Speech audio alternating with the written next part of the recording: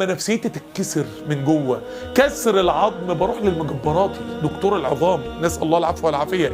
كسر النفسيه هروح لمين؟ ولا مهدئات ولا ادويه اكتئاب تعمل حاجه في كسر النفسيه. مين اللي هيعمل لك تكبير لنفسيتك ويرجعها لك سليمه كانك لسه عندك 17 18 سنه، مش خايف من حاجه ولا عندك عقد نفسيه ولا عندك فوبيات مأيده لك حياتك، لا عارف تسافر ولا عارف تروح ولا عارف تعمل، متأيد مشلول.